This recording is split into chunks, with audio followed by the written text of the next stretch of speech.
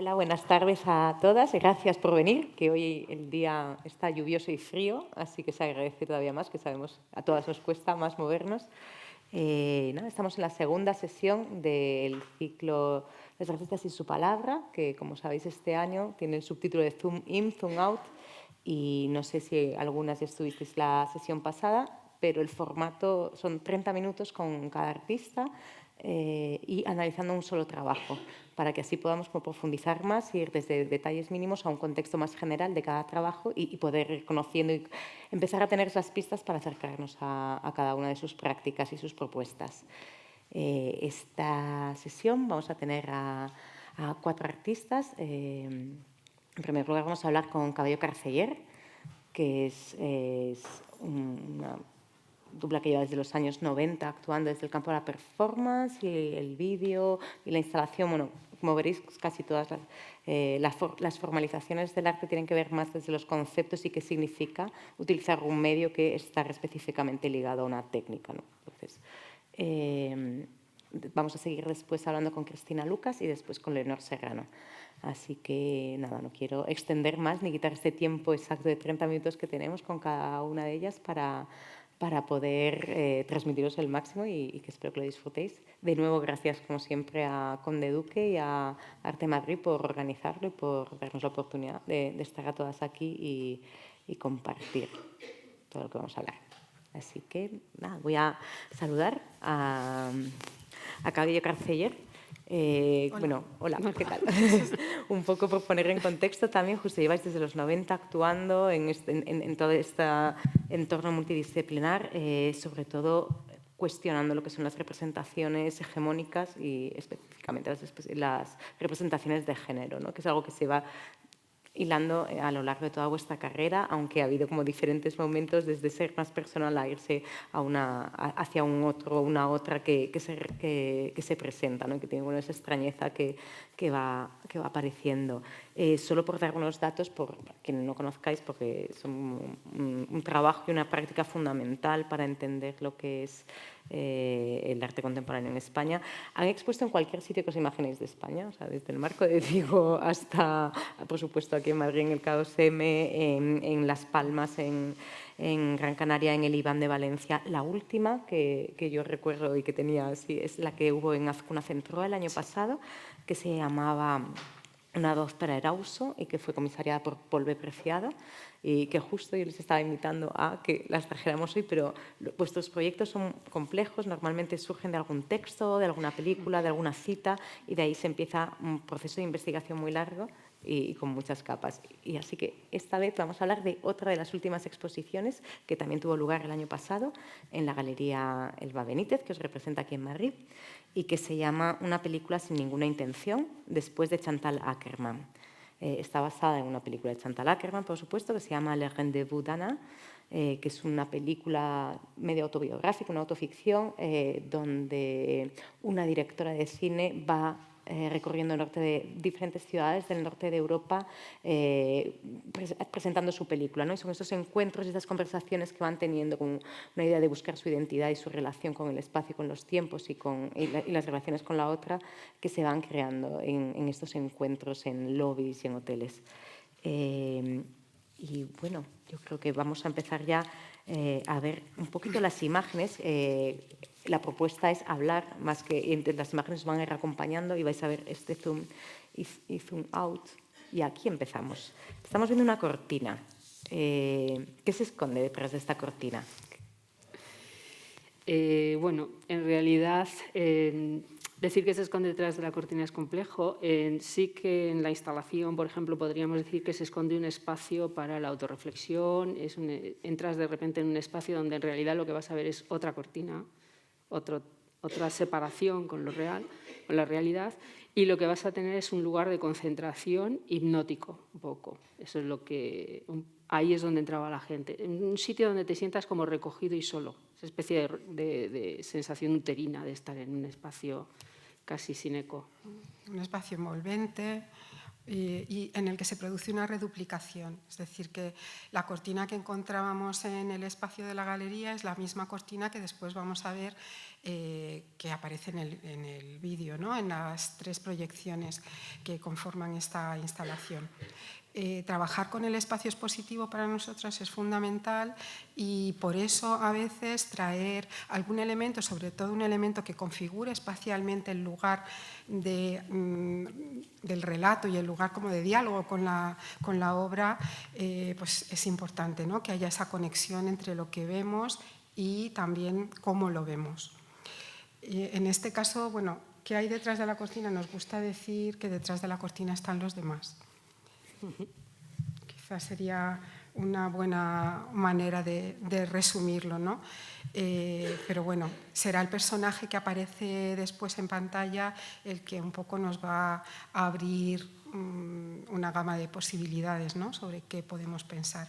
Y para pensar sobre ello, generar ese espacio hipnótico, también envolvente, como tú decías, pues yo creo que te sitúa en el mood adecuado, ¿no? para enfrentarte a lo que vas a ver y también interpretarlo desde tu... En esta instalación la cortina potenciaba los procesos de identificación, es decir, es una pequeña trampa a quien entra, porque va a tocar la misma cortina que está tocando después la intérprete. Entonces, de alguna forma, tiene una conexión táctil también que no existe en pantalla. Y una vez atravesado esa cortina, justo lo que dices, que replicas el movimiento que hace la protagonista de la instalación, que son 3 canales, donde este personaje va a ir apartando diferentes cortinas, y es lo que está citando directamente la película de Chantal Akerman, pero en la construcción que vosotros hacéis, y creo que es un cambio significativo, cambia, no hay un traveling después hacia afuera, o sea, no hay una visión de lo que hay fuera, sino que siempre nos quedamos como dentro de este espacio, ¿no? Como, me salen en portugués oclusos, ¿no? Como que estamos ahí sin posibilidad de salir.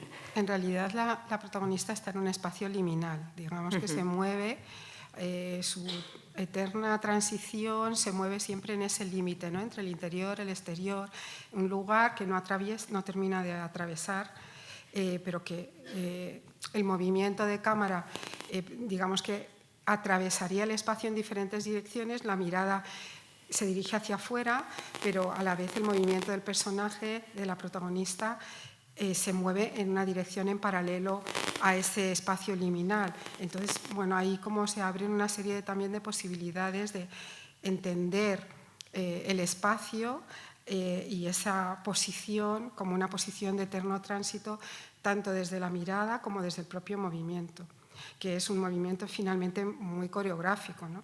O sea, al final hay una especie de coreografía que nosotras propondremos una partitura, una lectura, un guión para esa coreografía, pero en realidad la idea es que esa coreografía pueda ser leída también de muchas maneras. La filmación o la secuencia tiene un principio y un final, digamos. Tiene un principio en el sentido de empieza corriendo un visillo y a partir de ahí todo es que ya no veas el exterior, en la parte nuestra, no en la cita de Akerman. Y tendría un final, que es cuando el personaje se da la vuelta y te mira a la cámara. Y te mirará 3 veces, porque te mirará en 3 pantallas distintas. Y tú irás dándote cuenta de todo lo que hay dicho en ese personaje al verle. En nuestro trabajo siempre hemos dicho que es para tómatelo con calma y míralo 2 veces porque trampa hay.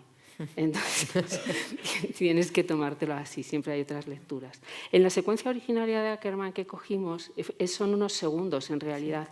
En el guión original de la película, el personaje de la directora de cine, que sería un alter ego de Akerman, Ana, y llega a una habitación de hotel y abre una cortina. Y a partir de ahí ve el mundo exterior y en el guión original se vería el mundo exterior. La cámara saldría fuera y la gente vería la ciudad. Pero en la filmación que hizo Akerman al final no ves el mundo exterior, o sea, la ves al personaje mirando hacia afuera. Y en el nuestro tapamos ya el mundo exterior y ya ese mundo exterior queda como desplazado. Hay una intención del personaje de desplazarlo y dejarlo fuera de sí. No quiere ese mundo. O sea, al final estáis creando unos juegos de dislocaciones, ¿no? Que es un poco como para entender también los juegos de la identidad, pregunto, como en qué contextos, ¿no? se forma la identidad o en qué la subjetividad cómo está operando dependiendo de la apertura que tengas, en este caso de la cámara, ¿no? Del campo de la cámara. Bueno, tiene que ver también con esos procesos de reduplicación, la idea de la copia, la idea que, bueno, desde Butler también, Butler reflexiona sobre esta posibilidad, ¿no?, de la copia, de cómo construir las identidades no a partir de un original, sino a partir de una copia reduplicada, la idea de repetición. Todos esos elementos estarían planteados, pero desde una perspectiva también muy visual, ¿no? Como que a veces en algunos proyectos, yo creo que en este muy particularmente, es difícil ponerlos en palabras, porque son proyectos muy visuales también, ¿no? Que están pensados para ver y para escuchar también. Entonces, bueno, como que tienen también una dimensión poética, pero sin olvidar la dimensión política, que está en un cuerpo que no es el cuerpo que esperamos, que no son los cuerpos que esperamos, en unas ideas preconcebidas que solemos aplicar cuando vemos a alguien representado y esperamos, tenemos unas expectativas sobre lo que vemos, sobre quién vemos. Claro, los nuestros son cuerpos cubiertos de lenguaje, cuerpos que no han aceptado la materia prima que traían, cuerpos que se rebelan, cuerpos que son políticos, son cuerpos que cuando salen a la calle están haciendo política. Son cuerpos para los que la calle es hostil. Son cuerpos para los que los demás son una mirada especular agresiva. Entonces son cuerpos que en un momento determinado pueden decir, ahora voy a correr la cortina. No. Ahora no me interesa tu mirada tanto. En este sentido, la conexión con Ackerman también tiene que ver, bueno, por un lado porque pues fue compañera de galería, también trabajaba en la misma galería. Montó en ese espacio. Montó en una exposición en ese mismo lugar, con lo cual también ahí se producía como una especie de diálogo buscado por nuestra parte en el tiempo, un cierto homenaje también a su trabajo y a su experiencia vital, ¿no? Una experiencia también marcada por esa... ese chocar, la fricción con los demás, sí. Una fricción permanente con los demás, que no encajas del todo. Supongo que por eso también estamos en arte no encajas del todo, o sea, nosotros no nos dedicamos a la acción política porque entonces tendríamos que encajar en unas estructuras, pero aquí podemos trabajar las subjetividades y expandirlas, eso es lo que te permite el arte. Ackerman es un personaje que está, una persona incomprendida también, muy, muy incomprendida a su momento. De hecho, incluso ahora está muerta, acaban de nombrar su película Jan Dielman como una de las mejores y se han montado en cólera. La crítica masculinista monta en cólera, diciendo cómo es posible, ¿no? Pero pasan muchas cosas a lo largo de su vida que hacen que sienta esa distancia. Y a nosotros nos interesaba eso. Bueno, nuestros personajes siempre están viviendo solo en soledad, ¿no? Es como pues, en movimientos para una manifestación en solitario, es la performer, ella sola, performeando movimientos de manifestación. O sea, desde el principio sentimos la soledad. También es producto de la experiencia vital, claro. Entiendo que toda la selección, como estáis diciendo, de estos personajes solos, aparte de ser algo político, porque lo político también es afectivo y es autocuidado. Estaba pensando que esta idea de correr la cortina porque no quiero que me vean, porque también quiero protegerme, es un gesto de autocuidado y que también la selección de todas estas capas que estáis hablando tienen que ver con los afectos a nivel político y que vuestro trabajo siempre se está situando en ese contexto y que supone también operar, como decís, no desde el activismo, sino desde esta expansión que permite el arte. Hay una expresión que vosotras usáis en muchos textos que es la idea de ficción somática, ¿no? Que no sé si tiene que ver con esta idea de el ligarlo a una vivencia muy, muy íntima de la vida diaria. No sé cómo podréis explicar este término de ficción somática.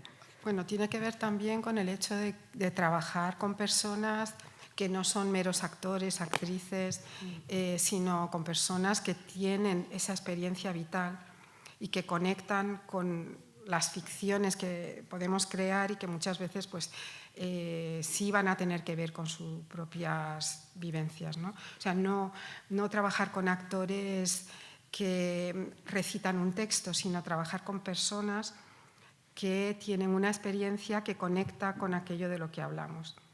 Y para nosotras eso es ahí fundamental. Entra el gesto, entra la actitud, entra una forma de estar en escena diferente. No nos interesa alguien que se aprende un papel, sino alguien que lo vive y de alguna forma lo proyecta. De hecho, incluso los errores, la mala, entre comillas, dicción, que es una buena dicción, pues cuando te acostumbras a trabajar con personas, pues muchas veces lo actoral te resulta muy forzado, ¿no? Echas de menos ese... Acartonado, incluso. Sí, te echas un poco de menos pues pequeños errores y ciertas incomodidades. Y todo eso para nosotros tiene que ver también con una posición, en cierto modo, queer en el mundo, ¿no? Una posición dislocada, que decías antes, una posición en parte incómoda, como de no encajar nunca, de no estar nunca cómoda o cómodo, de no estar nunca o cómodo, de no estar, de sentir como que no te encuentras en el lugar en el que querrías encontrarte. Y de ahí, pues, que muchas de esas ficciones se construyan en ese espacio de incomodidad, de dislocación. Un poco, ¿no?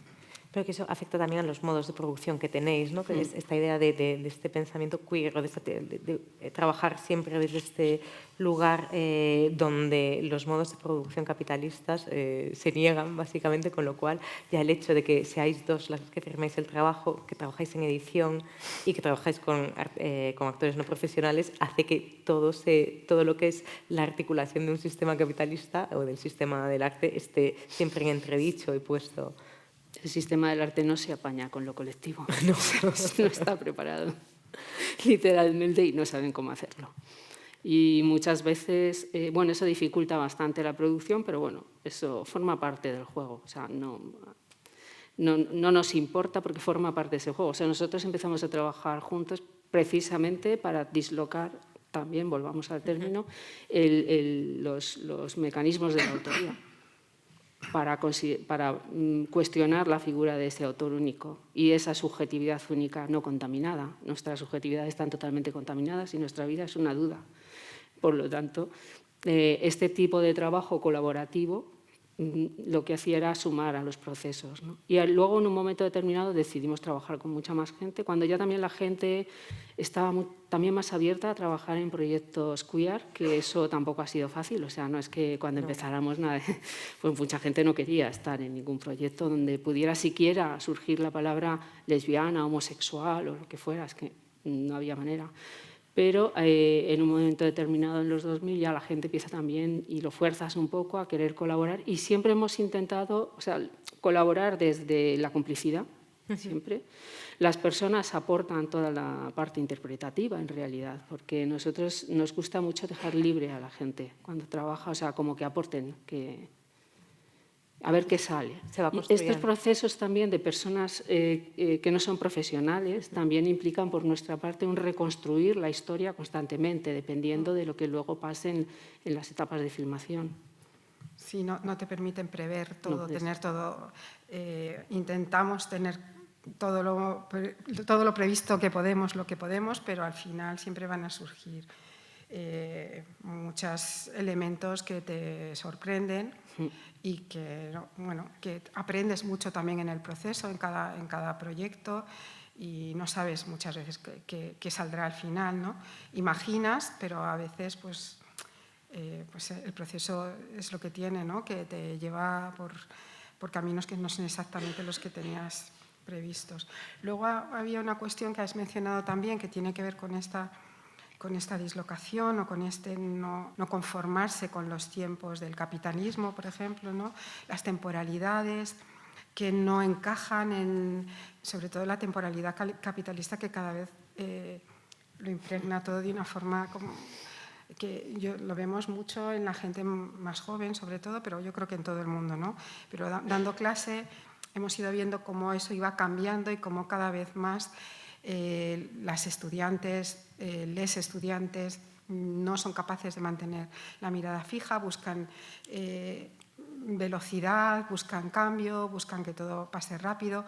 La temporalidad, por ejemplo, de este proyecto es un tempo improductivo, un tempo lento, sobre todo que no conecta con esa idea de productividad, ¿no? Que no consigo en un a priori sacar algo en claro. Necesito un espacio de reflexión para entender, ¿no? Sí, este proyecto, por ejemplo, fue muy empático. O sea, la gente cuando entraba estaba como absorbida y el feedback que tuvimos fue... Pero también hay que tener en cuenta, por una cuestión de tiempos, Nuestros personajes llevan viviendo solos mucho tiempo, pero el COVID se produjo en un momento concreto y eso hizo que de repente un montón de gente tuviera que sentir ese aislamiento y esa isolation que dirían los ingleses.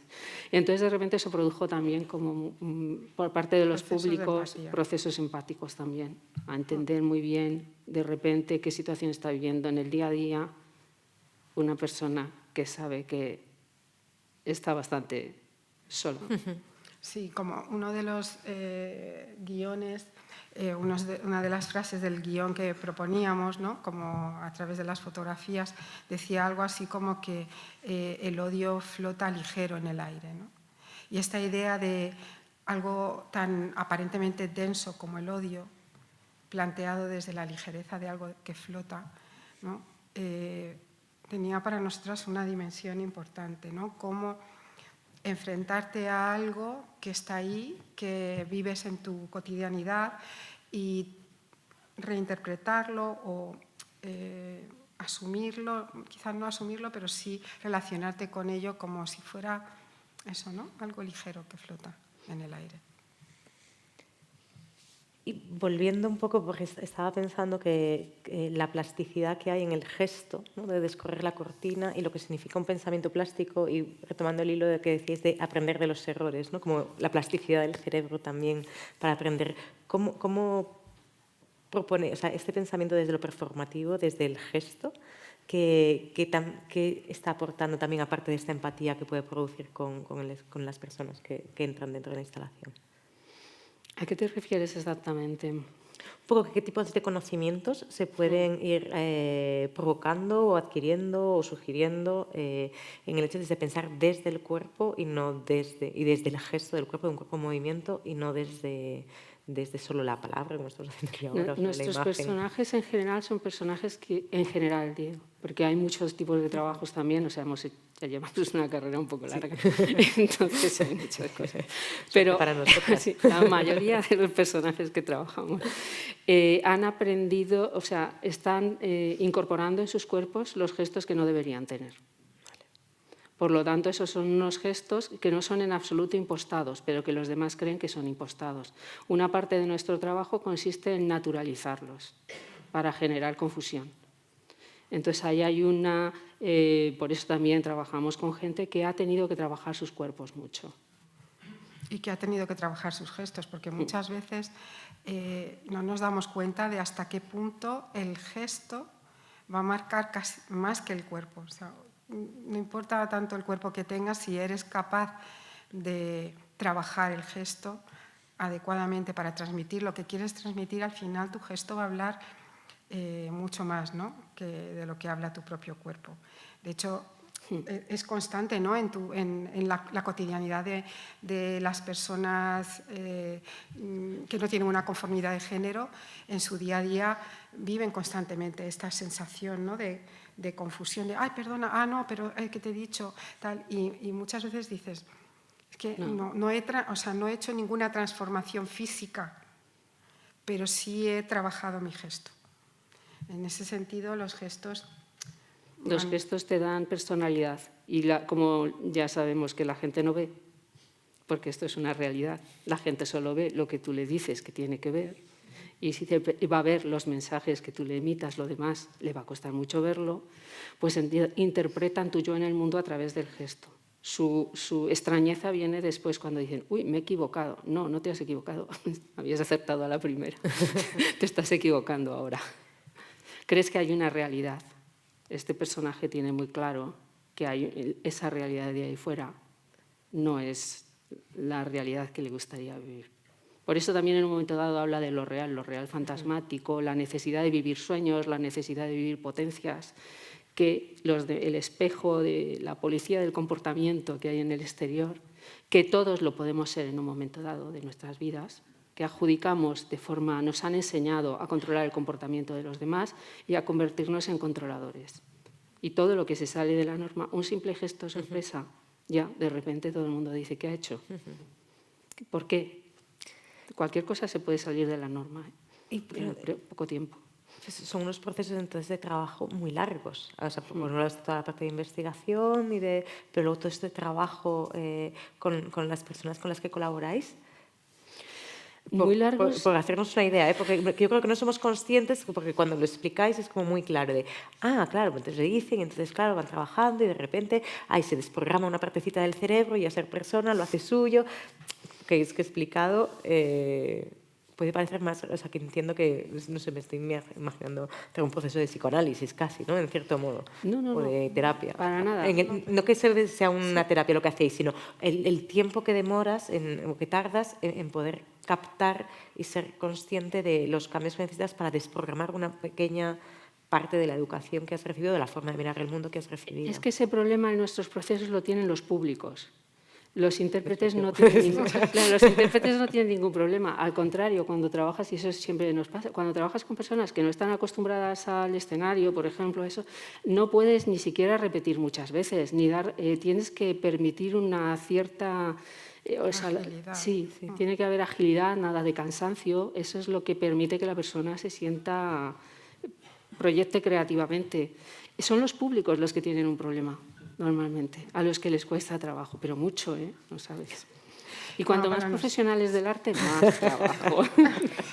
Para nosotros sí que la clave está en elegir bien a las personas y esa es la parte que más trabajo lleva. Los procesos de bueno, ver con quién trabajas, pensar, pero bueno, ya lo hemos contado alguna vez, a veces ya nos ha pasado, ¿no? Cuando hicimos, por ejemplo, para Venecia, el estado de la cuestión, pues uno de los personajes lo encontramos por la calle. Íbamos caminando y de repente nos miramos y dijimos, ya está. Tiene que ser. Claro, luego viene toda la parte de convencerle. Pues, convencer a una persona en mitad de la calle, oye, perdona, verás, somos artistas, nos gustaría... Y esto ya lo hemos hecho varias veces. Sí. Es decir, que... es que hay gente que no sabe lo bueno que puede ser en escena. Pero claro, te puedes equivocar, también te la juegas, porque dices, bueno, una cosa es que físicamente, pero no conozco a esa persona, pero sí ves el gesto. Tú ahí ya y el intuyes el valor de ir así por la calle, para ir de una manera por la calle, hay de que moverse de una manera. Sí. Entonces, pues bueno, después todo es más fácil. Digamos que esa parte previa para nosotros genera mucha tensión porque hasta que encuentras a la persona adecuada, sabes que de ahí va a depender mucho el resultado. Tú tienes un personaje, por ejemplo, este no es un vídeo narrativo, quizá por eso era más fácil hablar aquí. Sí. Otros son historias que hay que contar. Entonces ahí nosotros tenemos una idea inicial, por lo cual sabemos qué tipo de persona la va a poder interpretar, pero después hay que modificar todo el guión para ajustarlo a la persona, muchas veces. O sea, cambiar el tipo de frases y demás, y eso requiere un trabajo. Luego, in situ, hay que volverlo a hacer otra vez, por si acaso no da en cámara, no recuerda, no tal. Entonces, normalmente, todos los días hay que rehacer todo el guión. Por eso nunca lo damos.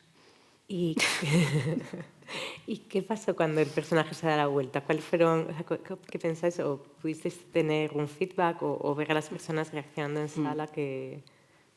Cuando el personaje se da la vuelta, nos mira. Nada más. Te pregunta. Sí, es una mirada que en realidad te está mirando fijamente y te está preguntando. Ahí hay un trabajo. En esta obra es muy abierta. Entonces ahí hay una cuestión de qué te está preguntando a ti, tú sabrás qué te pregunta. ¿Cómo te sientes tú cuando te mira? ¿Qué has sentido cuando se ha girado y te ha mirado? Tranquilamente, despacio, en ese tempo ralentizado, ¿no? Hay mucha gente que se enfada con nuestros trabajos cuando se entera de que son trabajos queer y que... Porque han conseguido empatizar y de repente no entienden que hayan podido. Y no querían. No entiendo. Porque claro, es que al final, bueno, el exponerse a la a tener enfrente directamente la idea de otras subjetividades y del deseo, ¿no? Que al final yo creo que también en la mirada, el mirar fijamente a alguien, claro, directamente se expone el deseo y ahí se activa políticamente también otra forma de estar en el mundo, ¿no? Entonces no... Ahí operan también elementos que tienen que ver con el deseo y a veces pues que pueden sorprenderte o que pueden no encajar con tus expectativas o bueno, ahí está.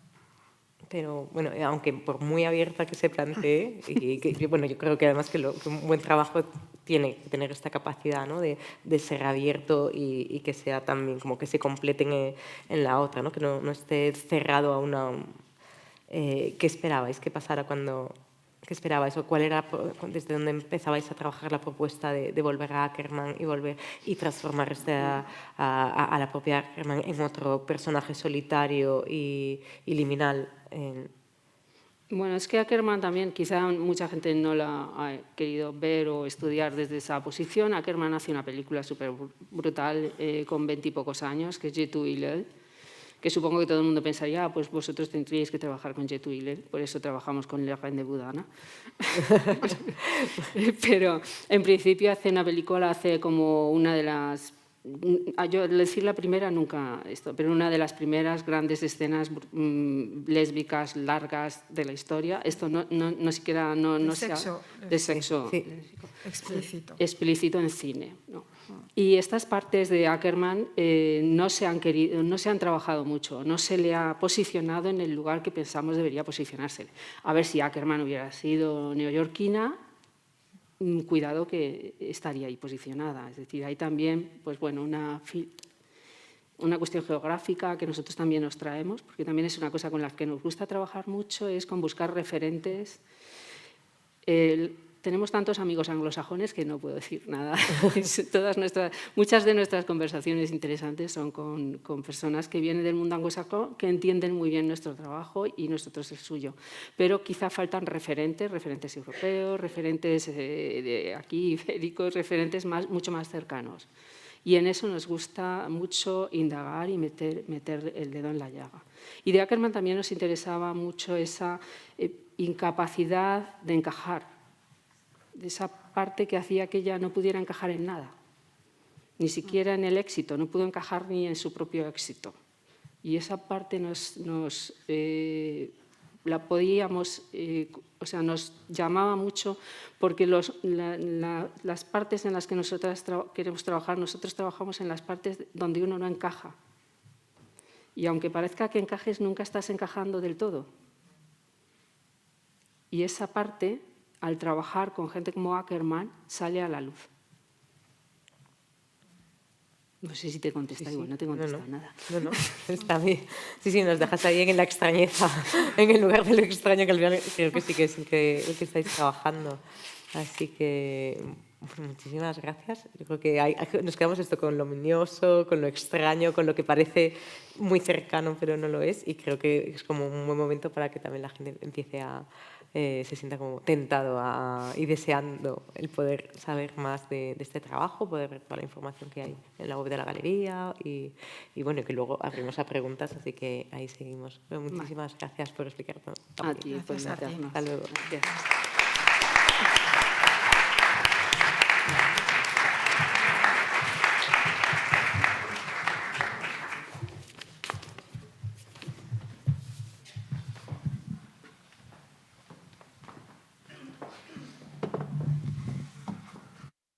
Vamos a continuar con Cristina Lucas, que también es otra artista que nos ha representado, que ha trabajado por todo el mundo, igual que Cabello y Carceller han estado, como decía, en todos los sitios, han estado en Venecia, pues Cristina también ha estado en muchísimos de los museos españoles exponiendo, pero también en la Manifesta de Palermo, en la Bienal de Liverpool o en la Bienal de Sao Paulo, o sea que también es una carrera larguísima, muy extensa, que se inició, aunque tú eres andaluza, estudiaste en Madrid y luego creo que fue fundamental un paso por Nueva York, pero sobre todo un paso por la Rijks Academy en Ámsterdam, donde sí que se empieza ya como, creo, ¿no?, articular todo lo que es tu trabajo de esta... Un poco también, y creo que es algo que coincide en todas las artistas con las que estamos hablando hoy, que es esa idea de cuestionar los sistemas, sea cual sea el sistema. Da lo mismo que sea de la representación de género, que sea de la articulación socioeconómica e histórica o que sea de las fuentes de conocimiento, ¿no? Como todos estos encasillamientos en los que nos vamos educando y en los que se va estructurando la sociedad, cómo encontrar esos quiebres o esos lugares donde se puede hacer un poquito, meter una cuñita y cuestionarlos y ver qué pasa y hacia dónde vamos a estar. Defino así un poco muy en general tu trabajo. Estás exponiendo en el CAC de Sevilla una monográfica tuya de la obra desde los 2000 hasta aquí, más o menos una selección de trabajos que hace Sergio Rubira, un comisario también amigo, pero sin embargo vamos a hablar de un trabajo que sí que está en esa exposición y de una serie de trabajos que están en esa exposición, pero nos vamos a referir a la última exposición que tuviste en la galería que te representa en Madrid, que es Albarrán Bourdet, que fue en el 2020 y que se llamaba Los sujetos reflejados en el espejo están más cerca de lo que parece, ¿no? Que es esta frase, es una broma con la frase que aparece en los retrovisores de los coches, ¿no? Sobre el espejamiento que hay, ¿no? O sea, que la incapacidad que tenemos de percibir las distancias reales a través de un reflejo. Vamos a empezar ahora mismo a ver un poco de tu trabajo. Y sí que quería comentar un poco y ver que nos explicaras porque ha habido un cambio en tu trabajo fundamental en los últimos años y es el que vamos a empezar a elaborar ahora. Mira, justo tenemos ya aquí una imagen que empezamos en una obra muy abstracta. Yo sé que no es la primera vez que trabajas con abstracción, ni mucho menos, que hay series monocromas y que hay muchos guiños a las manchas y a las manchas en la historia del arte y las suposiciones, pero quería que nos contaras, que empezáramos hablando de dónde surgen estos colores que estamos viendo ahora. Estos colores son todos elementos químicos, provienen de compuestos químicos, son algunos de los pigmentos que se usan tradicionalmente en pintura son, bueno, óxido de cromo, que es un verde muy bonito y muy conocido, o los negros son de carbón, tanto de humo como de hueso quemado, o los rojos muchos son de óxido de hierro, bueno. Entonces, todos ellos son, algunos son pigmentos, pero otros son compuestos químicos. Y la paleta de este tipo de trabajo, que se llaman composiciones, toda esa paleta de general cosas que reaccionan con cosas, son los 26, está formada a partir de los 26 elementos que conforman el cuerpo humano. O sea, el cuerpo humano tiene una base química. La vida en general es de base de carbono en la Tierra, pero el cuerpo humano tiene una base química y se creó la vida a través de todas esas conexiones de tiempo, de temperatura, de presión, de radiaciones, etcétera.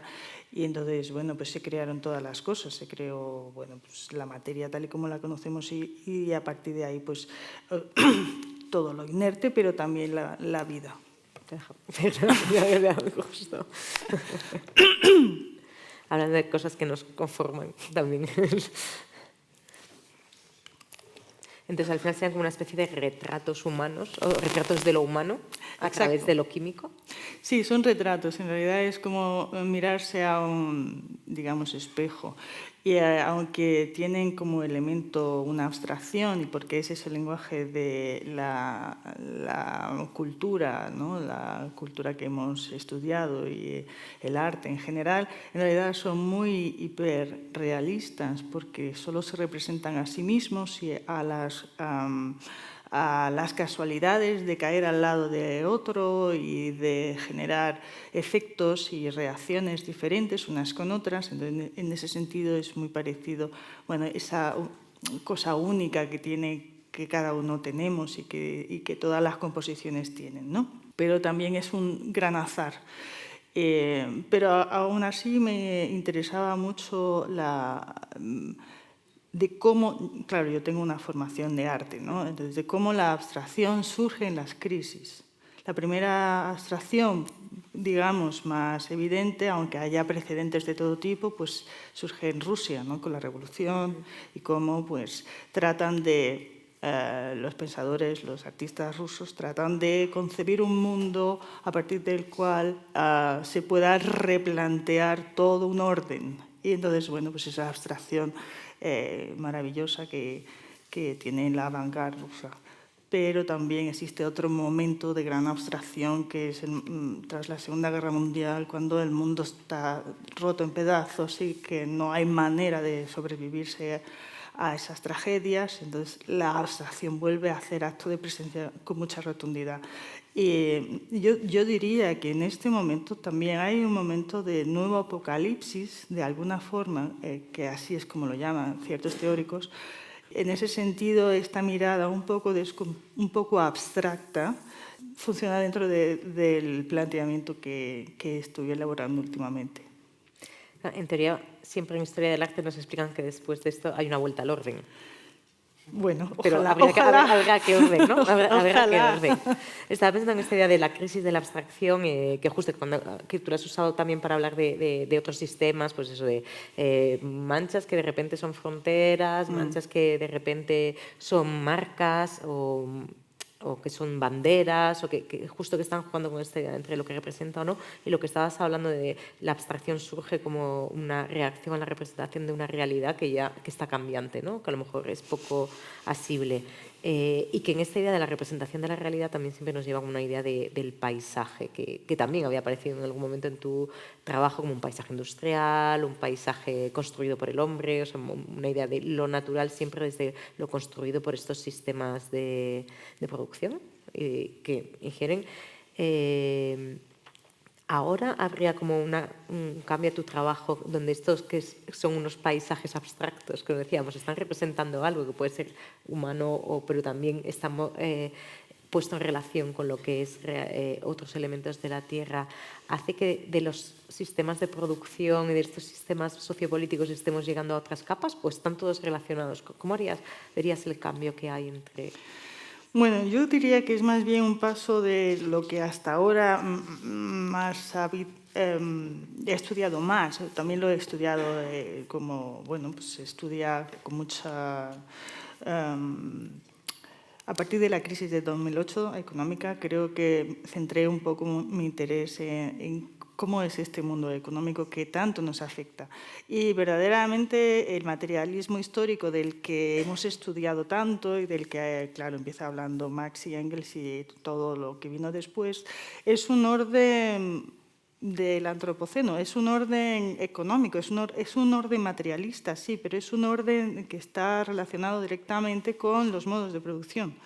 Entonces, el cambio quizá ahora se debe a que hay que citar a Bruno Latour para hablar de esto, ¿no? De cómo la modernidad ha sido una trampa de la que no podemos ya seguir siendo modernos, no se puede ser antimoderno ni posmoderno, sino no moderno, porque en realidad estamos inmersos dentro de un sistema en el que absolutamente todo está concatenado y no tenerlo en cuenta es tremendo.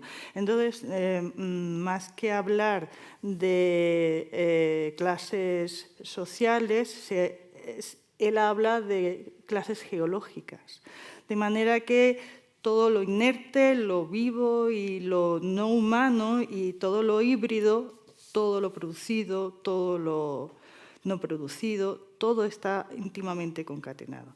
Entonces, aquí sí que hay un giro muy serio, que es el giro contemporáneo de qué vamos a hacer con esta gran pregunta que es ¿por qué sabiendo que el sistema está encaminado a un fracaso que somos capaces de palpar, no hacemos gran cosa por cambiarlo?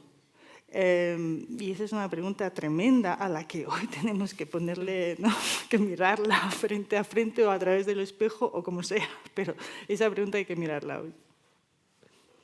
Sí, justo estaba retomando como trabajo estudios anteriores, ¿no? Que yo me acuerdo de la primera vez que hablamos, o que yo estuve como más cercana de tu trabajo, que fue cuando expusiste en Barcelona Touch and Go, que es una obra del 2010 que habías hecho para la Bienal de Liverpool, donde una serie donde teatralizabas un ataque a una fábrica abandonada. Sí. Era un poco como ese descontento ante un sistema que había dejado de lado a los propios trabajadores, ¿no? Entonces ahí se iba descomponiendo también la melodía de los Beatles, de Revolution, exactamente. Entonces, ¿cuál sería el gesto? Y creo que siempre hay como detrás de cada uno de tus trabajos hay como una especie como de un gesto que también va articulando cada una de las propuestas, ¿no? ¿Cuál sería ahora ya pasando de la parte de estas pinturas de composition, al otro trabajo que se presentó en la galería y que también está en Sevilla, que es The People That Is Missing, ¿no? El pueblo que falta,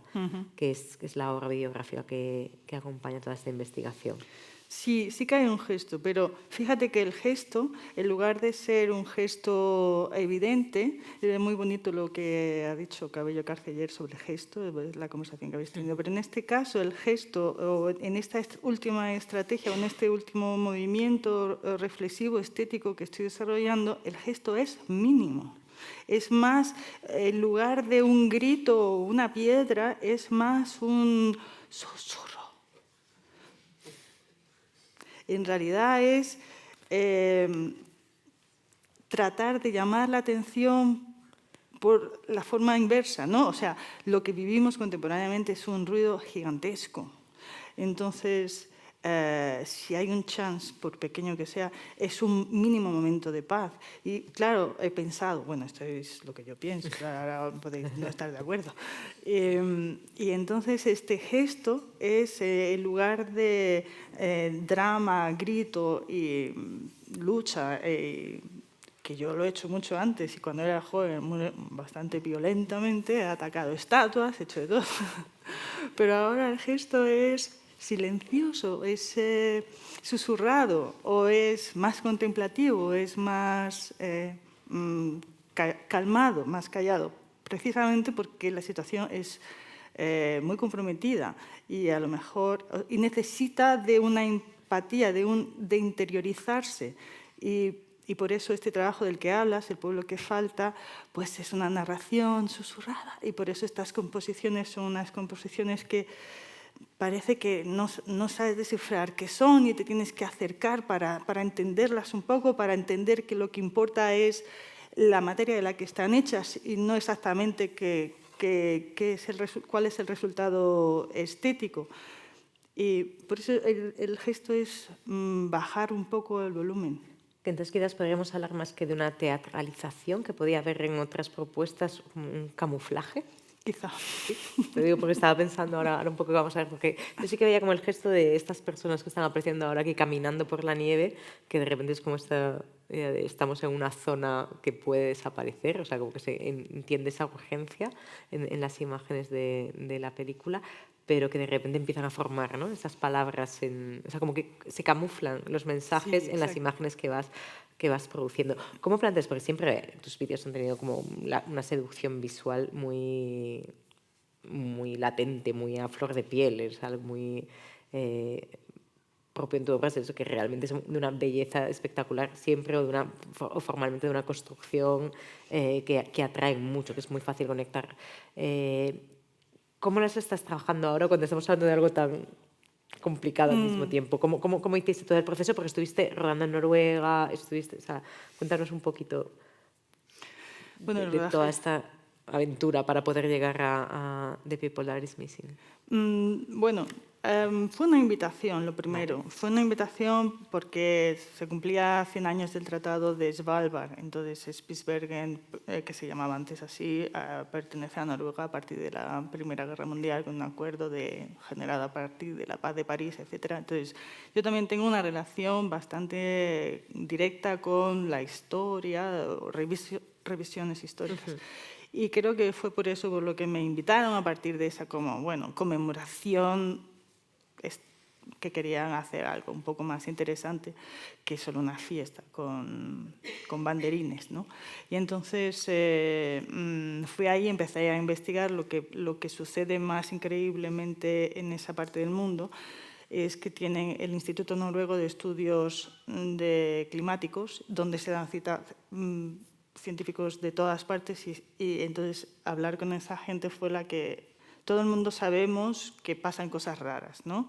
Pero cuando ya te lo dice el director del sitio ya te asustas de verdad, porque que se va a deshacer todo, que se va a perder la corriente de los océanos, que si la acidificación del agua, que si, bueno. Y estuve en shock tanto tiempo, entonces empecé a leer más profundamente sobre este asunto que Pero yo decía, pero si en el fondo sí lo notamos, si en el fondo lo sabemos. Entonces, el trabajo consiste en hacer este vídeo con frases de todas esas lecturas, porque yo no creo que pueda yo añadir cosas a lo que ya todo el mundo está diciendo, científicos, pensadores, etc. Y hacerlas notar de una forma sutil, pero no sutil. O sea, si quieres, si te fijas y quieres fijarte, lo ves. Si no lo quieres ver, pues no lo ves. Pero bueno, todo el mundo lo ve al final, ¿no? Y creo que es que se ve. Entonces, por eso te decía antes, lo de bajar un poco el volumen, lo de pararse a ver, lo de pararse primero pararse un poco. Y entonces, bueno, pues la herramienta estética del vídeo, pues para mí sigue siendo lo mismo. O sea, el vídeo creo que es bastante bello en sí porque el paisaje es muy bello, el paisaje del Polo Norte es espectacular y entonces, bueno, es difícil que nadie se vaya al Polo Norte y le salga un vídeo feo. O sea, al Polo Norte les va a salir un vídeo preciosísimo. Pero en mi caso en concreto fue dejarle hablar a los elementos, como otra vez citando a Latour, que él es el teórico de los más relevantes en estos temas, ¿no? En ese parlamento de las cosas, que las cosas tienen su propio parlamento y entonces son ellas las que expresan sus propias, se ve, ¿no? Se expresan claramente, solo que quizá no queremos prestar atención. Y otro elemento que siempre ha habido en tu trabajo, y no sé cómo lo encaras ahora, que es esta fina ironía, que siempre hay algo como que acabas medio sonriéndote. No sé en qué... O sea, yo tengo una teoría, ¿no?, de dónde va apareciendo en este vídeo, ¿no?, porque creo que dentro de toda la situación de emergencia que estás tratando y que estamos conscientes, sí que hay como siempre una capacidad para poder tener como esta capa, ¿no?, como de una inteligencia que puedas. No sé si te sientes capaz o no, o simplemente soy yo ya proyectando cosas y pensando que Cristina siempre es capaz de hacerme sonreír. La verdad, humor o no? yo estaba en pánico, me pasé un año entero muy noqueada y muy asustada con esa angustia que además en casa mi pareja me decía, bueno, me estás rayando. O sea, yo lo pasé fatal y dije, no puedo hacer un trabajo donde no haya una salida. Entonces, la salida es que después de todo este asunto tormentoso que tenemos entre manos, la oportunidad es que nosotros nos convirtamos en el pueblo que falta, que es una frase de Paul Klee, que encima es artista, y los artistas salvando el mundo, pues, lo mejor, ¿no? Y entonces... Paul Klee decía, hay que convertirse en el pueblo que falta, ese pueblo falta. Entonces, bueno, es Paul Klee citado por Deleuze y Guattari, etc. O sea, está muy retomado por muchos pensadores. Pero esa oportunidad de tener acción, de tener agencia, de poder hacer algo, es nuestro momento realmente, es el momento de hacer cosas ahora. Y también ese drama que se dio cuando empezó la modernidad, apenas estaba tramándose en el 17-18, ¿no? Todo era un gran cambio, era un momento que no se sabía bien qué estaba pasando y qué consecuencias iba a tener. No sabíamos que iba a ser tal fracaso, pero era un momento de gran evolución y cambio con respecto a la situación anterior, donde se crearon muchas respuestas a muchas necesidades del momento, etc. Este momento es igual a ese. Tenemos la urgencia, la necesidad, la agencia, la oportunidad y la necesidad de crear ese nuevo momento de cambio y de enfocarse a una nueva manera de dialogar con el planeta, con nosotros, con la materia, con todo tipo de relaciones. Han de ser miradas reconstruidas desde otro ángulo. Bueno, y un poco lo decías, ¿no?, que también, igual que te habían invitado a Noruega para una conmemoración histórica y que justo tu trabajo siempre ha trabajado con referencias, o muchas veces ha trabajado con las referencias del pasado y con referencias culturales. ¿Crees que es el campo o sea, bueno, claro, es tu campo, claramente, o sea, que no es... Pero, a ver si consigo formular bien la pregunta, que...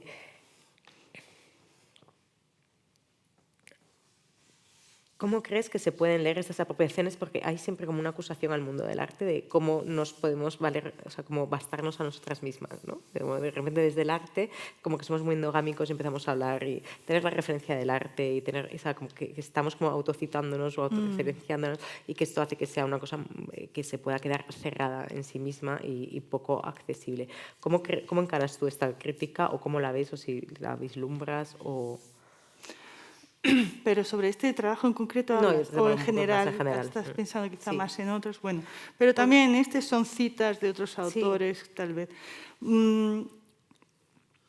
Creo que el relato no es dado, vivimos normalmente en interpretado, vivimos de algo que ya existe, entonces no puedes negarlo, o sea, lo puedes negar, pero no... acaba por imponerse, los relatos oficiales están ahí y como te lees tú está ahí, pero puedes subvertirlos, eso sí puedes, ¿no? De manera que ahí sí que entra esa nueva taxonomía, ahí sí que entra esa nueva recomposición de lo dicho, de lo establecido, para que se pueda hacer otra posible lectura, otra posible sintaxis y otra... bueno, yo puedo inventar de cero, no lo sé, creo que no se puede inventar de cero nada, pero entonces es más fácil tomar algo que ya existe y seguir a partir de ahí. Es que no vamos a estar inventando el alfabeto cada vez que tú y yo tengamos que hablar, ¿no? Pero la intención es comunicar a todo el mundo. Y los grados de complejidad que se necesitan para aproximarse a una obra de arte, yo creo que normalmente no son tan inmensos. Quiero decir, hace falta... Bueno, también después uno percibe según los inputs que tenga, por supuesto. Pero creo que hay una labor, al menos desde mi parte como creadora, de hacer una conexión clara y directa con quien quiera acercarse a la obra. No es tan difícil. Sí. No, justo, mira, una de las cosas que pensaba que eran dentro de este sentido, que por eso digo, tiene que haber esta empatía que también se puede generar desde el poderse sonreír, lo que decías, también dejar una salida, ¿no? Y es una de esas imágenes, ¿no? Que de repente los mensajes se vengan dentro de la barriga de una ballena o que de repente estén, como que son pequeños guiños que creo que sí que ayudan, ¿no? A poder estar mirando. Sí, pero la ballena la pobre dice que yo no soy I'm not a commodity. Sí. Y es que las ballenas, o sea, han iluminado Europa, la grasa de ballena ha estado iluminando Europa durante siglos. No lo digo por ahí porque sé exactamente, o sea, entiendo cuál es la razón de elegir a un animal como la ballena, pero sin embargo a nivel visual, la idea y con esta idea de la construcción de la naturaleza y la construcción de los mensajes, sí, a mí me remitía, y por eso a lo mejor me sonría, es como esta idea muy del uso de una narrativa muy Disney, ¿no? De repente los animales te están contando las cosas y te están haciendo saber y hacia dónde va. Entonces, había como pequeños giritos, pues te digo que son pequeños, quizás son proyecciones mías, ¿no? Que hacían como que pudiera conectar o pudiera pensar que eran también guiños para poder conectar de una manera más abierta. El humor no hay que perderlo, solo el momento es de mucha tensión, pero el humor no hay que perderlo. Y luego también hay que salir los Fridays for Future a gritar todos los viernes y hay que hacer todo el activismo que haga falta y hay que exigir a los políticos todo lo que haga falta y bueno, va a haber un montón de cosas que vamos a tener que hacer. Pero creo que desde mi punto de vista, o sea, desde mi lugar, he elegido esta estrategia más calmada, más contemplativa, más... no sé, bajando un poco el volumen, realmente, porque los gritos tienen que existir. Creo que las calles o las puertas de los políticos o las puertas de las empresas que saben que no están cumpliendo con los protocolos pactados, etcétera, y eso tiene que existir, pero he pensado que desde mi posición era mejor emplear otra cosa pues más calmada, porque las curvas que vienen son complicadas. ¿Sí? Y para terminar, la relación entre las pinturas y la obra en imagen en movimiento, ¿cómo la relacionarías en este proyecto? En el sentido que bueno, son como retratos, son paisajes, podríamos pensar, ¿no? Como en dos categorías clásicas, pero me gustaría que nos contaras. Eso fue muy interesante, también generado por la pandemia, porque, como has dicho, tenía esta exposición y también exponía en la galería en Ámsterdam, que se fueron posponiendo y al final se juntaron y estaba todo cerrado, no sabía muy bien cómo enfocarlo. Y cuando me paré a pensar realmente lo que sí tenía que hacer, o sea, era fácil hacer unas fotografías muy bonitas, en fin, más o menos. Pero el problema del que casi todo el vídeo habla es la relación con los combustibles fósiles. En Spitsbergen, en Svalbard, hay todavía unas superminas de carbón que Rusia quiere, no sé qué. El deshielo, lo que en realidad trata todo el mundo es de aprovecharse de los yacimientos de petróleo y gas que el hielo no permitía extraer. O sea, en realidad están hablando todo el rato de los combustibles fósiles y cómo eso emite el CO2, etc. Y también de cómo el agua sufre, de cómo se deshiela, de cómo la temperatura está subiendo, de cómo se acidifica, etc. Y claro, en un momento muy de sentido común yo pensé, realmente nosotros somos agua y carbón en una inmensa mayoría de nuestro porcentaje de nuestro cuerpo, ¿no?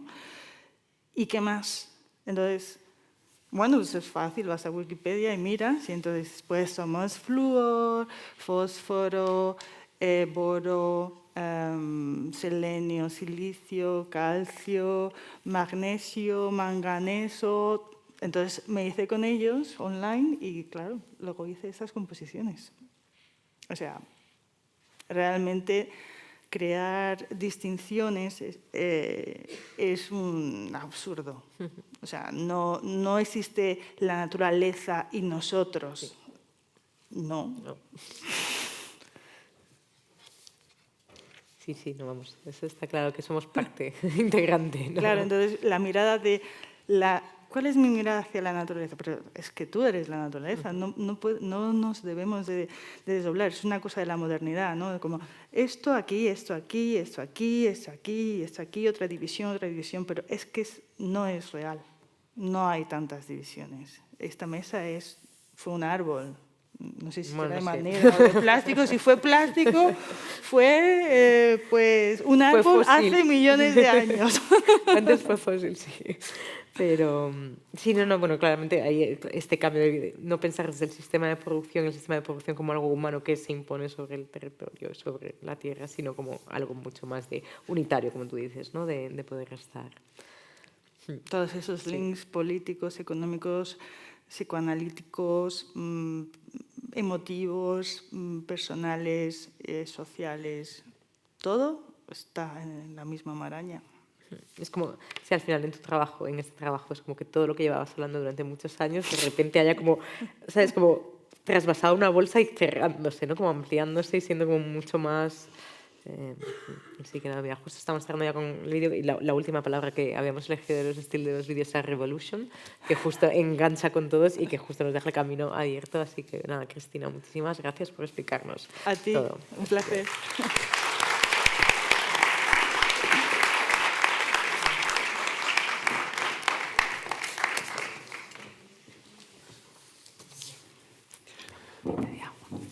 Sí, gracias. Bueno, muy bien, pues vamos con la última artista que nos acompaña hoy, que pues también muy feliz de que haya podido venir, que ha venido desde Málaga para estar esta tarde con nosotras, que es Leonor Serrano Rivas. Leonor, para quien no la conozcáis, está justo ahora mismo exponiendo en el Reina Sofía, dentro del espacio de fricciones, con una exposición que se llama Magia Natural, en fisuras, perdona, sí, fricciones, a veces eso se llama en fisuras, Magia Natural. ¿Cómo ha llegado? Bueno, ¿cómo ha llegado? No sé si es la pregunta cómo ha llegado, pero bueno, Leonor viene de una trayectoria muy amplia anterior. Lo estábamos comentando antes cuando nos hemos reunido, que justo fue alumna de Caballero Carceller en Madrid, donde estudiaba Arquitectura y Bellas Artes al mismo tiempo. Luego fuiste a Londres, estuviste allí casi 10 años, ¿no? Creo, también haciendo tu doctorado y ampliando, con lo cual llevas también una experiencia donde has expuesto y has estado como planteando siempre investigaciones que tenían que ver mucho con una investigación más de algún dato histórico o de algún evento histórico que te permitía ampliarlo y llevarlo hacia otro lugar, llevarlo a espacios que no eran los heterodoxos para tratar esos temas, ¿no? Entonces, y también al mismo tiempo hacerlo desde una investigación plástica, no solo una investigación más académica, sino que van en paralelo dentro de tu producción. La exposición de Magia Natural, como decimos, está hasta el 28 de febrero, estábamos hablando, y así que todavía podéis ir a verla si no habéis ido ya, y yo os la recomiendo. Y bueno, en ella se va como hablando un poquito de toda esta... hablando un poquito, no es una expresión muy... Realmente se hace un análisis de cuáles son las relaciones entre... de dónde vienen nuestros... o cómo se han olvidado de dónde vienen los conceptos científicos, ¿no? Cómo ha habido una especie de aplanamiento de la práctica científica, que realmente sus fuentes más primigenias se han olvidado, y tú de algún modo las rescatas en todo el proceso que planteas en la exposición. Va a aparecer ahora una imagen. Siempre se me quedan los títulos muy largos. Aquí está, mira qué bien. ¿En qué lugar del universo nos coloca esta imagen? Súper pixelada, porque estamos aquí haciendo un súper zoom en una de las piezas. Es una de las piezas que está dentro, que forma parte de una de las piezas, ¿no?, que está dentro de la exposición. Sí, la exposición está articulada en 3 salas. Entonces está y hay resonancia en relación, o sea, hay resonancia entre las 3 salas. La imagen que vamos a ver ahora cuando poco a poco va apareciendo. Cuando poco vaya apareciendo. Realmente es una imagen que se establece como un link entre la sala del espacio 1, que se puede considerar la sala principal, y la sala que está inmediatamente debajo, que es la sala de bóvedas. Entonces, la película del espacio 1 comienza con un fotograma similar. Yo nunca no repito, bueno, comienza con un fotograma donde se ve como una especie de partículas que no se sabe muy bien la escala de ellas en movimiento, ¿no? Que puede parecer un cielo, un cosmos. Y esa imagen que está grabada en digital, en 4K, aparece, ¿no?, como un fantasma abajo en la sala de bóvedas, en 16. Por lo tanto, no es la misma imagen, porque o sea, todo resuena, pero nada realmente se repite, o no se aprovecha un fotograma de un lado y se coloca abajo, sino que se trabaja un poco con las metodologías siguiendo la lógica de Magia Natural. Pero bueno, contestando tu pregunta de dónde nos sitúa en esa construcción o lo que es el comienzo de la exposición, que pretende construir un nuevo cosmos encerrado dentro de los muros del museo, ¿no? Como nos sitúa un poco ahí.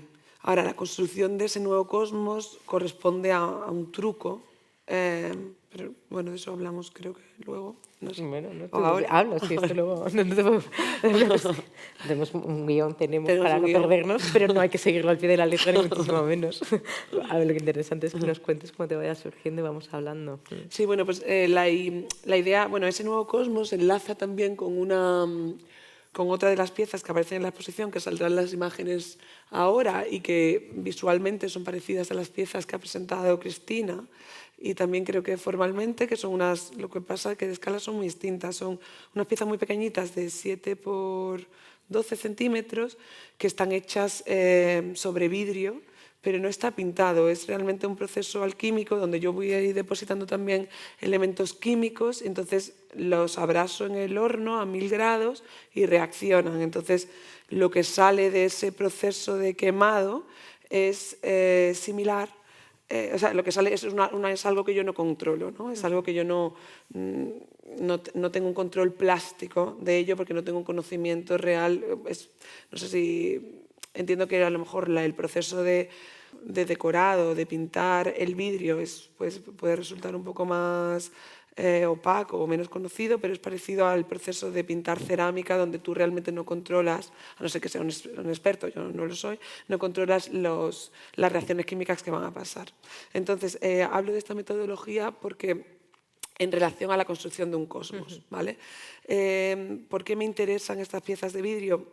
Porque realmente lo que hacen es simular el proceso del nacimiento y la muerte de las estrellas. Las estrellas al nacer se queman y son unas composiciones, entonces se queman una serie de composiciones químicas, polvos y demás a temperaturas enormes, y las sustancias químicas que desprenden al quemarse se depositan sobre la Tierra, y esas sustancias químicas, una de esas sustancias químicas, que son los silicatos, son las mismas sustancias químicas que yo utilizo para hacer estas composiciones alquímicas, que no pinturas, y son las mismas que aparecían en el fotograma anterior, que no hacía zoom out.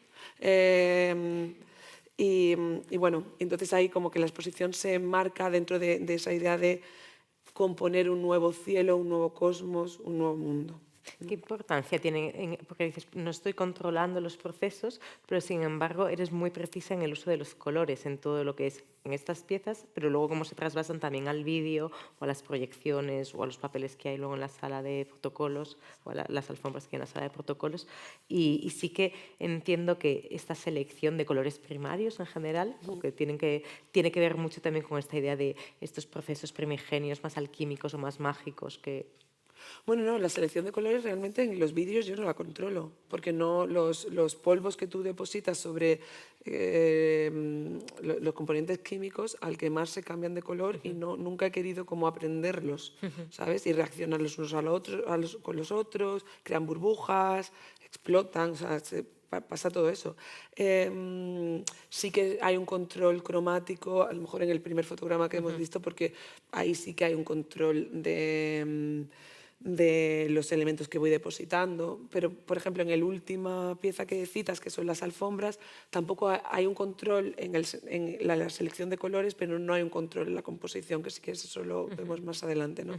Porque realmente la exposición de magia natural lo que hace es un intento de hincapié en crear una metodología, y en lugar de crear una metodología, quizás se ve más en las dos salas, no tanto en el vídeo principal, que es este, ¿no?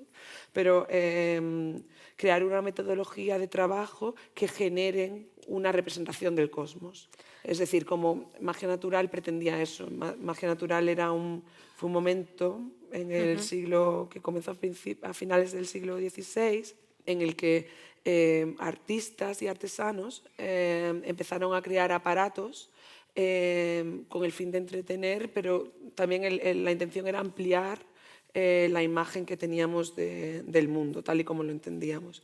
Entonces, hay como textos que lo citan como una especie de tortura a lo natural, ¿no? Como una modificación de la representación de lo natural. Entonces fue como el comienzo de la cámara oscura y otros muchos aparatos que fueron fallidos.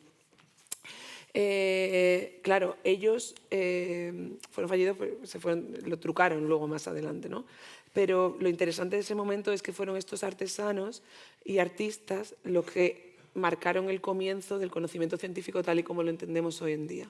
Entonces, los aparatos eran aparatos para la imaginación y luego para el conocimiento. Entonces eso es como subversión un poco, ¿no? Normalmente ¿no? de entender como el conocimiento y luego la imaginación. Aquí justamente era imaginación para generar conocimiento, y un conocimiento que nos ha llegado a nosotros, a nosotras hoy en día, pues a mí me parecía pertinente en un momento de urgencia, como lo que se ha hablado esta noche aquí, revisitar lo que fueron estos aparatos para poder imaginarnos nuevas maneras de construir el mundo, que es al final como el gran statement de la exposición. Entonces hay como una analogía con el caos, ¿no? Sí. Con las formas de proceder del caos, ¿no? Justo estabas hablando con esta idea de las máquinas y de que en el vídeo se veía muy bien como los 3 tipos de escalas, ¿no? Que era por un lado los detalles del material, como material bruto que veíamos en el primer slide, pero también aparecen las maquetas y el escenario. ¿Cómo relacionas esas 3 esferas de micro, proyecto y teatralidad en el sentido de creación de un entorno? El vídeo es como esta pieza que realmente marca como... Es la más compleja a nivel narrativo porque está compuesta de muchas capas. Es un vídeo que yo he estado 4 años para hacerlo y parte de una escenografía que se instaló en Intermedia de Matadero para que un público la usara, y cuando se cerró la escenografía el objetivo era que cuando estuviera como utilizada por el público con toda esa pátina de uso y desgaste, sirviera como escenografía o como personaje más para este vídeo. Entonces podemos adentrarnos a él de muchas formas, y es el más como complejo de verbalizar, en realidad. Pero bueno, en relación a las escalas sí que hay como un elemento como estructural básico, y es que el vídeo está grabado, o sea, los personajes del vídeo no solamente son las performers que aparecen y la escena, sino también son 2 directores o directoras, en este caso, que están grabando de forma simultánea diferentes elementos. Y esto se ve porque está grabado en 16 milímetros y en 4K. Entonces hay 2 miradas, la analógica con la digital. Entonces siempre hay una de las capas que aparece en Magia Natural, de la que influye en toda la exposición, y de forma como narrativa muy claramente en el vídeo, es la relación entre lo micro y lo macro. Esto de que las estrellas influyen, los astros influyen al cuerpo, pero aquí está subvertido. La relación de lo micro y lo macro es la relación que se establece entre la cámara de 16 y la cámara en digital. Entonces, la cámara de 16 graba los elementos no reales, que son el reflejo, la maqueta, elementos que cuando, por ejemplo, mueves la maqueta o algo se altera en la maqueta, tiene una repercusión en la escala de lo macro, ¿no? Tiene una repercusión gigantesca en la escena que está grabada digitalmente. Entonces, eso fue como una de las formas de armar lo que viene siendo todo el storyline de la película. Y luego podemos hablar, si quieres, de otro tipo de...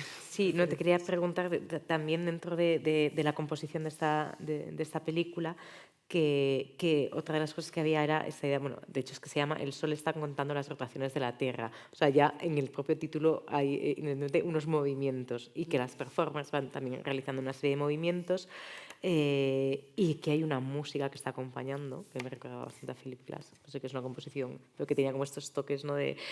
¿Cómo trabajas también en la formalización, o sea, pensar el movimiento y lo sonoro dentro de esta película? Te lo contesto en un momento, pero sí. Si quieres, en relación al título, que no lo he mencionado, porque liga a lo mejor con lo que acababa de decir, El Sol está contando las rotaciones de la Tierra es un fragmento de un poema de Ethel Adnan, donde habla de los elementos opresores de lo natural, el sol, la tierra, el mar. Entonces es muy bonito la forma, pero muy violento la forma en la que hay como una relación de dependencia y opresión entre los elementos naturales, ¿no? Que eso liga un poco con la idea de la representación de lo natural, pero también con la idea de las 2 miradas, las 2 directoras que graban de forma simultánea, ¿no? En concreto, el sol es el elemento, pues esto es como uno de los símbolos fundamentales en la poesía de Tel Adnan, que es como conquistador, pero represor, ¿no? Porque cuando sale él se va a la luna, o cuando entonces empieza a explicar cómo esos movimientos en relación a las relaciones humanas y de poder, ¿no? Entonces, esto era un... si quieres, la última anécdota. Esto era una cosa que aunque yo no lo he contado así públicamente hasta ahora, pero hablando con Marta decidimos que estaba bien traerlo aquí.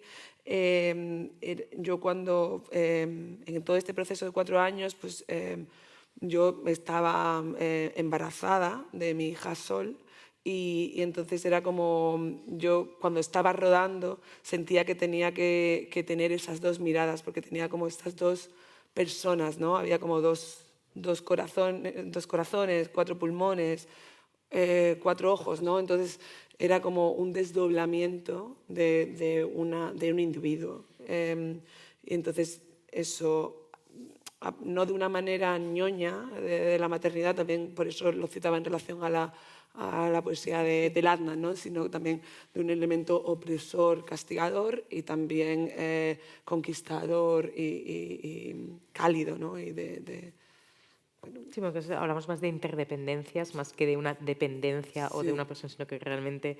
¿Y todo cómo afecta entonces a toda la composición performativa y musical? Sí, entonces yo cuando desarrollo el storyline de la película, aparte de la escena y tal, bueno, la forma que yo tengo de rodar son siempre como performance para la cámara. No hay un guión establecido, sino que hay una serie de situaciones que ocurren y luego el guión se produce en una especie de postproducción.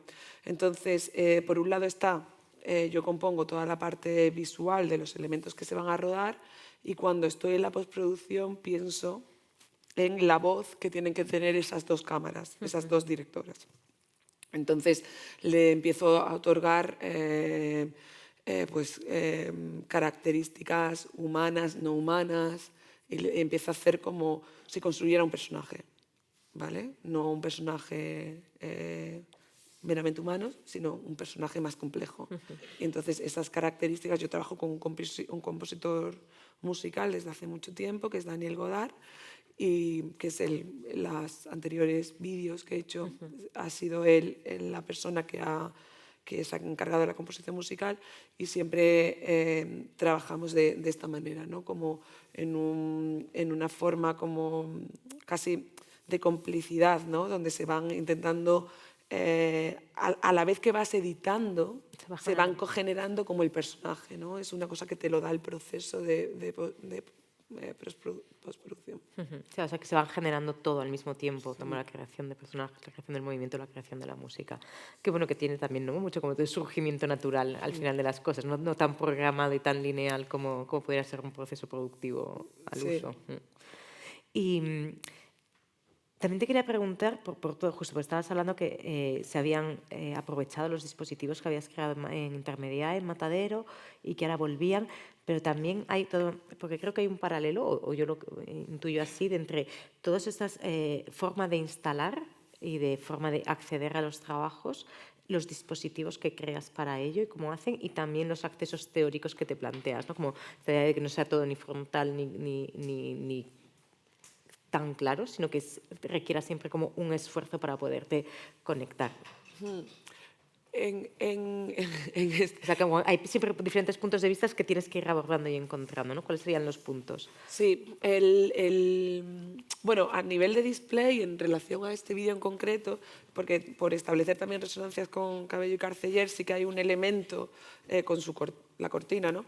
Hay un elemento de... O sea, el vídeo es un vídeo de 3 por 7 metros y tienen como unas grandes tramoyas, ¿no? Reflectantes, que son elementos que no son los mismos, pero nunca son los mismos, son distintos, pero es el mismo material de partes que tú ves en la escenografía de la película. Entonces se establece una cosa similar a la que ellas contaban al comienzo de esta sesión. Pero bueno, en relación a los puntos de vista, sí que yo suelo articular hay un elemento muy mínimo y performático y un guiño con el espectador en la exposición que se articula en estas 3 salas. Y es, bueno, hay varios, pero quizá lo que a mí me ayudó a la hora de instalar las piezas fue la relación que podían tener los espectadores y el punto de vista en el que se colocaban las piezas.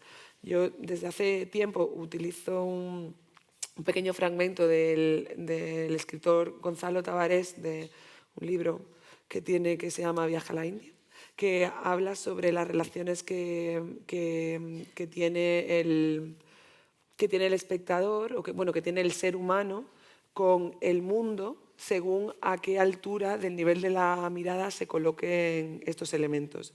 Entonces están los elementos que se colocan al nivel de la mirada, que es lo que se establece un tú a tú contigo, los que se colocan por encima del nivel de la mirada, que eso ocurre en el espacio de bóvedas, que la pantalla está suspendida y tiene que ver con los astros y lo sobrenatural, y por debajo del nivel de la mirada, que tú lo posees, que tiene que ver con lo animal, ¿no? Esto ocurre en protocolo. Entonces, en realidad, el elemento performativo del espectador, aunque ocurre en otras capas, como hemos dicho en la tramoya del vídeo, donde realmente el reflejo del espectador se mete dentro de la proyección de la película, o los elementos que se pueden girar, o incluso el hecho de poder pisar las alfombras, pero a mí me interesaba mucho la forma de confrontar al espectador con las piezas.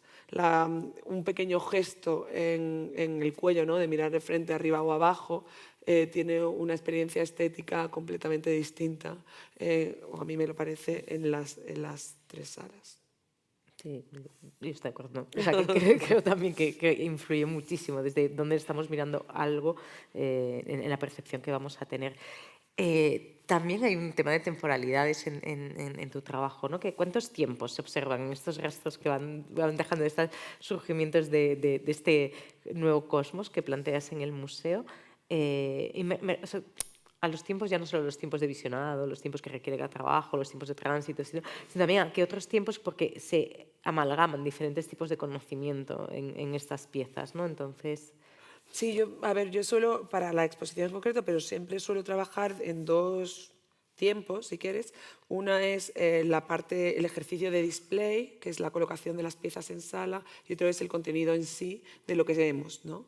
Este es otro tiempo.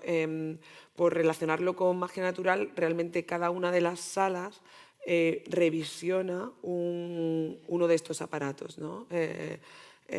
Bueno, pues la cámara oscura en el vídeo principal, pero también está la linterna mágica abajo en bóvedas o la caja musical en protocolo. Estos como los grandes y luego están los micros, pero bueno, no es tan simple, ¿no? Porque luego hay como otros tiempos que son los tiempos teóricos, ¿no? Por ejemplo, en la construcción de la idea del polvo de estrellas, ¿no?, que hablábamos al comienzo, pues realmente revisito a una astrónoma olvidada que es Margaret McBride o Rubin Vera, ¿no?, que hablaban de toda la idea de que los planetas giran en torno a nuevos centros desconocidos, ¿no?, y que fueron teorías que no permearon en su tiempo, pero que luego sí que fueron apropiadas por otros y sirvieron para crear conocimiento. Entonces, bueno, o la revisión del telar de Jacquard, ¿no?, como una especie de... sí, en la revisión del telar de Jacquard fue un ejercicio que estuvo otorgado a Jacquard, pero realmente está basado en la revisión, en un conocimiento que le dio su madre, y gracias a ese conocimiento crearon las cartonadas, que no son más que el comienzo de la computación, ¿no? Entonces, hay varios tiempos. Y así, una nota, porque sé que voy a abrir una puerta que ya hemos discutido de que sería como meternos en teoría, pero no puedo no preguntártela, que esta idea de la relación, o sea, porque planteas unas investigaciones de una creación de nuevas, de una, no es una nueva cosmogonía, sí, pero de entender el cosmos desde un lugar que es desde otros o de estos saberes olvidados o dejados a un lado, y también desde otra relación con la materia. Entonces, esta idea de que la materia informa la teoría informa la materia, no sé si nos puedes dar como algunos datos, porque sé que es un tema que podríamos estar hablando horas y que no tenemos, pero yo creo que sí que sería bueno como dejar como así el pozo para entender qué está pasando entre materia y teoría en tu trabajo. Claro, bueno, es que es complicado, pero bueno, la relación, o sea, yo he intentado como restablecer una definición, que esto es imposible, de lo natural, ¿no? Entonces, como o la forma que tenemos de entender lo natural hoy en día, ¿no? Como lo prenatural, postnatural, lo que cita un poco, que hablábamos antes de esto, Federico Campaña, ¿no? Que hablaba pero bueno, la relación de la teoría y la práctica es una relación que está ligada y que lo que pasa es que pero yo creo que las piezas tienen como una agencia estética que lo que te permite es entrar para poder luego, o sea, por una especie de estrategia de seducción, entras dentro para poder recuestionar una especie de teoría olvidada, ¿no? Esto dicho un poco regular, pero bueno. No, pero sobre todo que nos lleva como a otro tipo de entendimiento del mundo, no desde lo tecnológico y desde una idea de hay una praxis que se aplica y que está separada de la aplicación, o sea, sino que realmente como que es una vivencia conjunta desde la naturaleza, no desde la imposición desde fuera. Bueno, lo que hablaba antes Cristina, que no haya como una separación real o sea, que no exista la separación de disciplinas, era algo muy nuevo, antes no estaban tan compartimentadas. Sí, bueno, claro, hasta el surgimiento de lo que llamamos ciencia moderna, era todo, se movía entre la alquimia, la religión, la artesanía, que es un poco también los campos que tú traes. Pues, por mi parte, ya está. O sea, yo creo que justo has dado como las claves para poder entender este último proyecto tuyo y ganas de volver a verlo, ya de despedida, y de ver más. Así que seguiremos. Mil gracias, Leonor. No, gracias a ti. No sé si entre vosotras tenéis algún comentario. Me queda un poco aquí. Adelante. ¿O queréis añadir algo? Yo voy a comentar. Me parece bien que me acompáis. Es que con toda la parte que hablabais del gesto, me ha recordado hace un montón de tiempo, que seguro que lo conocéis, que había en las clases, o sea, la importancia del gesto, ¿no? No solamente Agamben y tal, pero mucho antes habían unas clases dentro y no me quiero equivocar, creo que era dentro de la carrera de Derecho, que era una ciencia que se estudiaba, que era la chironimia. Y la chironimia era unas clases donde enseñaban a los futuros abogados a cómo comportarse, ¿no? Cómo hacer el gesto. Entonces se metían dentro de unas pelotas gigantes de hierro y entonces los diagramas son preciosos, yo creo que son del siglo XVII, XVIII. Entonces tenías como una bola del mundo y con letras. Decías, pues tienes que mover la mano de la G a la H y de la tal o sea, había como todo un ejercicio de condicionar, ¿no?, el gesto dentro de una carrera de Derecho. Entonces, justo me ha recordado cuando lo hablabais, que era como algo que leí hace tiempo, por comentar. ¿Cómo te ha llevado el derecho? No, porque estaba hablando como pues fue cuando, hace muchos años que descubrí a Agamben, entonces estaba con toda la parte del gesto, y del gesto fui, pues no sé cómo, llegué a la chironimia. Y la chironimia entonces son unos diagramas, de verdad, son preciosos, donde te metes dentro de esta bola, que no son más de que unos nervios metálicos con unas letras y entonces son tratados enteros, se llaman los tratados de chironimia. Pues yo aprovecho para conectar con el susurro, que me ha encantado esa idea del gesto que no grita, pero es que se puede gritar desde el susurro, ¿no?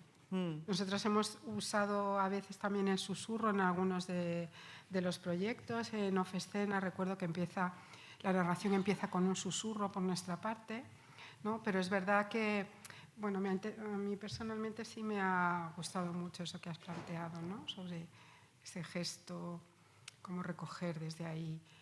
Sobre todo por el gran ruido que, ¿no? Todos tenemos ruido. Sobre todo hay ruido y va a haber más. ¿Te refieres a las redes sociales y demás? Exacto. ¿Te refieres a toda la intoxicación de noticias? Exacto. Sí, eso está generando cambios de contemplación y de procesos de recepción que están cambiando del todo. Sí. Y esa aceleración y esa contaminación permanente, o sea, es mucho más que una hibridación, es casi un nuevo ADN, quizá, no sé. ¿Hay adolescentes aquí?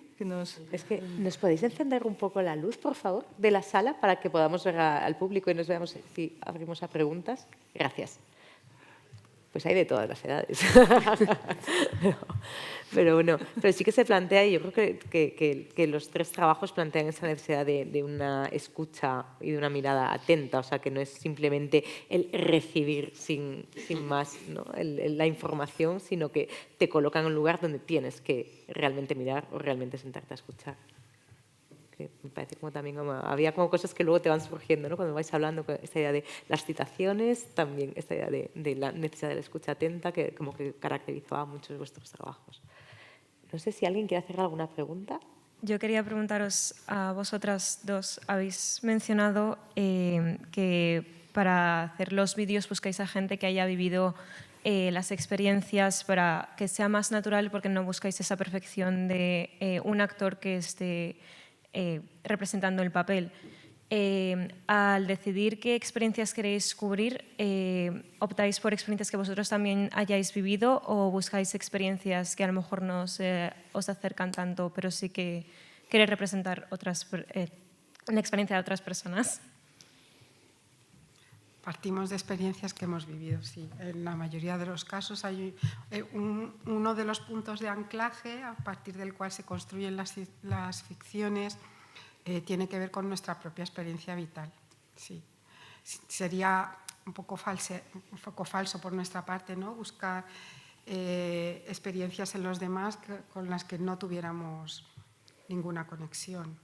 Hay una conexión, lo que pasa es que no siempre es como en el mismo plano. Por ejemplo, cuando trabajamos en Off-Escena, trabajamos con 4 personas que habían estado en la cárcel. Entonces ahí buscábamos una mirada. Lo que nos interesaba era la mirada de una persona que estaba viviendo en ese momento sin libertad.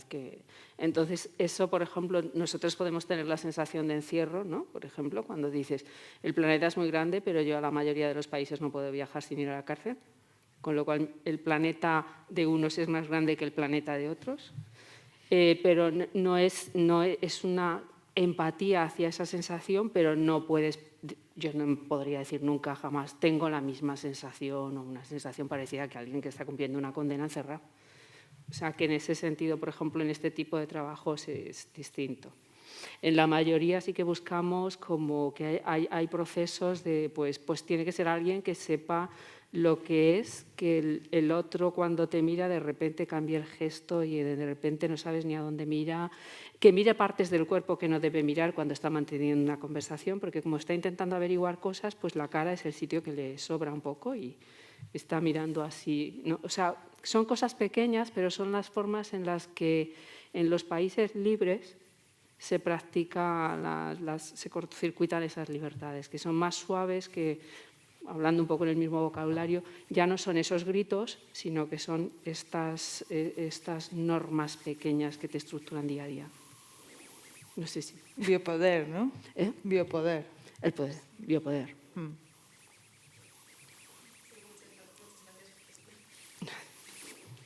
A ti.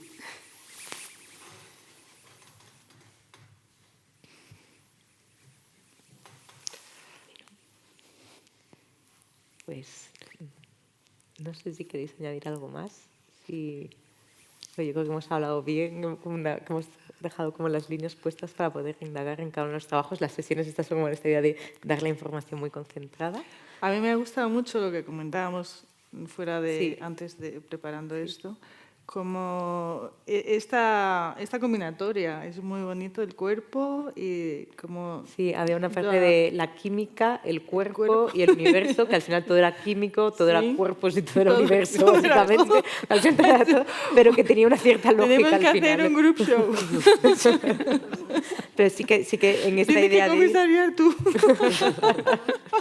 El zoom in, zoom out de la idea de empezar como algo muy pequeñito, o sea, como que íbamos subiendo las escalas, ha habido un cambio de programa, pero bueno, sí que empezar de estar hablando de lo químico, que lo químico también nos conforma y que también conforma el universo, y que eso se veía también, o quería como atravesar también toda la charla que estábamos haciendo. Tenemos así como varias cosas, 3 generaciones, 3 escalas, estaba todo perfecto, ¿no? Ha salido... Perfecto, estamos contentos. Así que nada, bueno, pues muchísimas gracias de nuevo, de verdad que gusto hablar con vosotras. Nada, y gracias por venir. La siguiente es el 14 de marzo, aquí estaremos, o sea que sacar las entradas por la web, ya veis que es muy sencillo y será un placer volver a reunirnos aquí.